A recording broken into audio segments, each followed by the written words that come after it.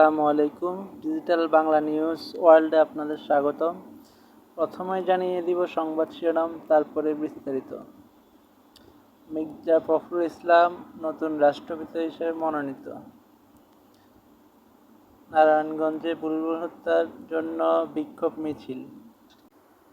নারায়ণগঞ্জের বন্দরে ইসলামী যুব আন্দোলনের স্থানীয় নেতা মুজাহিদুল ইসলাম ওরফে বুলবুলকে কুপিয়ে হত্যা করা হয়েছে। গতকাল বৃহস্পতিবার রাত 10টার দিকে সালেহনগর এলাকায় তাকে কুপিয়ে হত্যা করা হয়। ঘটনায় জড়িত একজনকে গ্রেপ্তার করেছে পুলিশ। মুজাহিদুল ইসলাম হত্যার প্রতিবাদে আজ শুক্রবার সকালে ঢাকা-চট্টগ্রাম মহাসড়কে মদনপুর এলাকায় অবরোধ করে বিক্ষোভ করেন ইসলামী আন্দোলনের নেতাকর্মীরা। প্রায় আধা ঘন্টা মহাসড়ক অবরোধ থাকায় যান চলাচল বন্ধ হয়ে যায়। পরে পুলিশ গিয়ে পরিস্থিতি নিয়ন্ত্রণে আনে। এই ঘটনায় জড়িত অভিযোগে শেখ সিফাত নামের একজনকে গ্রেপ্তার করেছে পুলিশ। হামলার শিকার ঢাকা মেডিকেল কলেজ হাসপাতালের নাক কান গলা বিভাগের প্রধান অধ্যাপক আসাদুর রহমান জানালেন, কিছুদিন আগে চট্টগ্রামের শীর্ষ সন্ত্রাসী ডেভিড ইমনের নামে তার কাছে $15,000 চাঁদা দাবি করে বার্তা পাঠানো হয়েছিল। শুরুতে তিনি বিষয়টিকে গুরুত্ব দেননি। তার ধারণা ছিল কোনো ভুয়া গোষ্ঠী হয়তো এ ধরনের বার্তা পাঠিয়েছে। কিন্তু তার উপর হামলা হওয়ায় বিষয়টি নিয়ে সন্দেহ তৈরি হয়েছে। 55 বছর বয়সী এই চিকিৎসক বর্তমানে ঢাকা মেডিকেল কলেজ হাসপাতালে চিকিৎসাধীন। তার ডান চোখ লাল হয়ে ফুলে আছে। ঘটনা বর্ণনা দিতে গিয়ে আসাদুর রহমান বলেন, ওই বার্তায় চাঁদা পরিশোধের সময়সীমা দেওয়া হয় 15 আগস্ট পর্যন্ত। সময়সীমা শেষ হওয়ার 2 দিন পর 17 আগস্ট রাতে রাজধানীর শান্তিনগরে অটোরিকশা থামিয়ে তার উপর হামলা করা হয়। মির্জা ফখরুল ইসলাম রাষ্ট্রপতি নির্বাচিত। শপথ শুক্রবার সন্ধ্যায়। 349 সংসদ সদস্যের মধ্যে ভোট দিয়েছেন 343 জন, অনুপস্থিত 6 জন।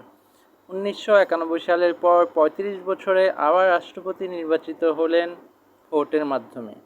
বিএনপির আশ্বাসে সিদ্ধান্ত বদলে ভোট দিয়েছে ইসলামী আন্দোলন।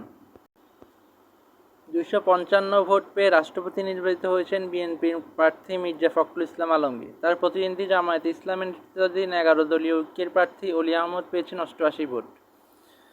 আজ শুক্রবারের সন্ধ্যায় নবনির্বাচিত রাষ্ট্রপতি মির্জা ফখরুল ইসলাম আলমগীর শপথ নেবেন। তিনি হবেন দেশের 24তম রাষ্ট্রপতি। এর আগে 24শে জুলাই রাষ্ট্রপতি মোহাম্মদ শাহাবুদ্দিন স্বাস্থ্যগত কারণ দেখিয়ে পদত্যাগ করেন। সংবিধানের বিধান অনুযায়ী ওই দিনই জাতীয় সংসদ স্পিকার হাফিজ উদ্দিন আহমদ রাষ্ট্রপতির দায়িত্ব গ্রহণ করেন। বঙ্গভবনের ওয়েবসাইটে বলা হয়েছে, তিনি 23তম রাষ্ট্রপতি হিসেবে দায়িত্ব গ্রহণ করেছেন। সেই হিসেবে মির্জা ফখরুল ইসলাম আলমগীর 24তম রাষ্ট্রপতি হচ্ছেন। মির্জা ফখরুল ইসলাম গতকাল বৃহস্পতিবার জাতীয় সংসদ সদস্যের প্রকাশ্য ভোটে রাষ্ট্রপতি নির্বাচিত হন। সংবিধানের 70 অনুচ্ছেদের কারণে নিজ দলের সিদ্ধান্তের বাইরে গিয়ে ভোট দেওয়ার সুযোগ নেই। ফলে সংসদে ক্ষমতাসীন বিএনপির 2/3 বেশি সংখ্যাগরিষ্ঠতা থাকায় দলটির প্রার্থীর জয় আগেই নিশ্চিত ছিল।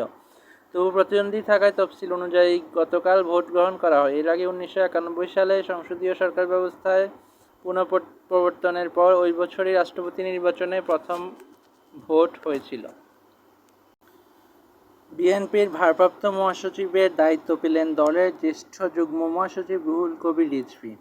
দীর্ঘদিন দলের সাংগঠনিক কর্মকাণ্ড, কেন্দ্রীয় কার্যালয় পরিচালনা এবং রাজনৈতিক কর্মসূচিতে গুরুত্বপূর্ণ ভূমিকা পালন করা রিজভীকে মির্জা ফখরুল ইসলাম আলমগীরের উত্তরসূরি হিসেবে বেছে নিল বিএনপি।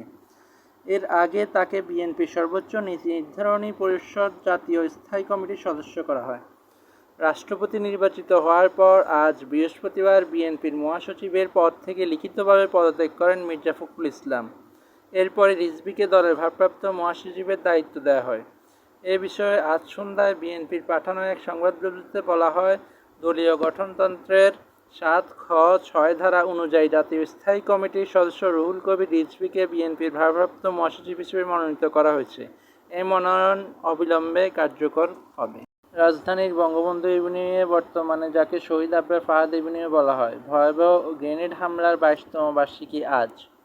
2004 সালের 21শে আগস্ট তৎকালীন বিরোধী দলীয় নেতা শেখ হাসিনার সমাবেশে চালানো হামলায় 24 জন নিহত এবং শতাধিক নেতাকর্মী আহত হন।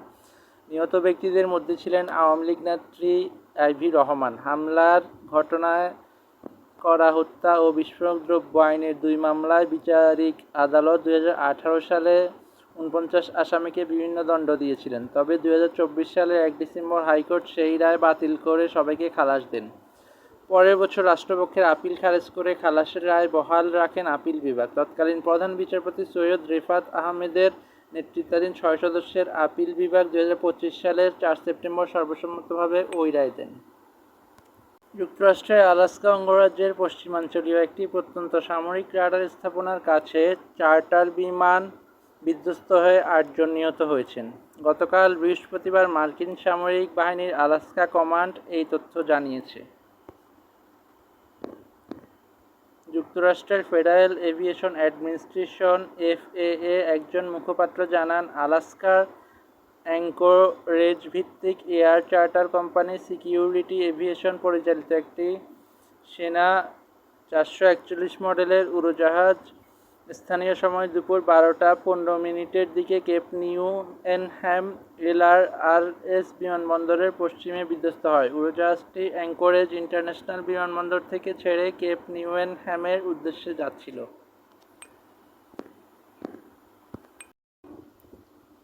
আজকের নিউজ এই পর্যন্তই। আমাদের সাথে থাকার জন্য ধন্যবাদ। সাবস্ক্রাইব করে দিন আমাদের ডিজিটাল বাংলা নিউজ চ্যানেলটি। আসসালামু আলাইকুম।